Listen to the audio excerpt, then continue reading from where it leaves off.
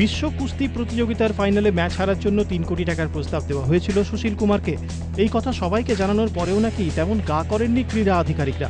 শুক্রবার একটি সাক্ষাৎকারে ফেডারেশন কর্তাদের বিরুদ্ধে হতাশা চেপে রাখতে পারলেন না বেজিং ও লন্ডন অলিম্পিকে পদকজয়ী এই কুস্তিগির। সুশীল কুমারের বিস্ফোরক দাবি 2010 সালে মস্কোয় বিশ্ব কুস্তি প্রতিযোগিতার ফাইনালে নামার আগে তাকে এই প্রস্তাব দেন রাশিয়ার দলেরই এক কোচ, কিন্তু সেই কথা তাদের কর্তাদের জানালেও তারা কোনো পদক্ষেপ নেননি বলে তোপ সুশীলের। ফাইনালে গোগোয়েভকে দুর্বুশ করে শোনা যেতেন ভারতীয় এই কুস্তিগির।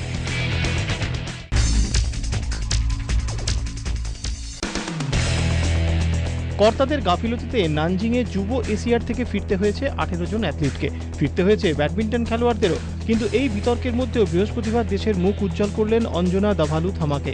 মহিলাদের 800 মিটারে সোনা জিতেছিলেন এই অ্যাথলিট। এটি নানজিংয়ে ভারতের তৃতীয় সোনা। শুধু অঞ্জনাই নন, বৃহস্পতিবার ট্রিপল চ্যাম্পে রূপো জিতলেন রোসেল ম্যাকফার্লেন মারিয়া। ছেলেদের টেনিসে সিঙ্গলসে ব্রোঞ্জ জিতলেন গার্ভিত বাত্রা। মেয়েদের স্কোয়াশেও দলগত ইভেন্টে ব্রোঞ্জ জিতেছে ভারত। কর্তাদের অজ্ঞানতায় যখন মাথা হিট হয়েছে ভারতের, সেখানে বিদেশের মাটিতে ভারতের সম্মান রক্ষা করলেন এই যুব অ্যাথলিটরা।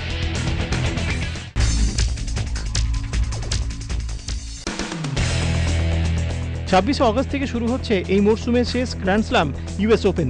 এদিনই ঠিক হয়ে গেল ইউএস ওপেনের ড্র। ক্রীড়াসূচি অনুযায়ী সবকিছু ঠিকঠাক থাকতে ইউএস ওপেনের শেষ 8 লড়াইয়ে সম্ভবত মুখোমুখি হচ্ছে রাফায়েল নাদাল এবং রজার ফেডেরার। সেমিফাইনালেই দেখা যেতে পারে জোকোভিচের সঙ্গে গতবারের ইউএস ওপেন চ্যাম্পিয়ন অ্যান্ডেমারের লড়াই। মহিলাদের সিঙ্গলসে শীর্ষ র্যাঙ্কিংয়ে থাকা সেরেনা উইলিয়ামস কোয়ার্টার ফাইনালে মুখোমুখি হতে পারেন অষ্টম বাছাই অ্যাঞ্জেলিকো কেরবারের বিরুদ্ধে। সেমিফাইনালে সেরেনার প্রতিপক্ষ হতে পারেন রাদানস্কি অথবা লীনা।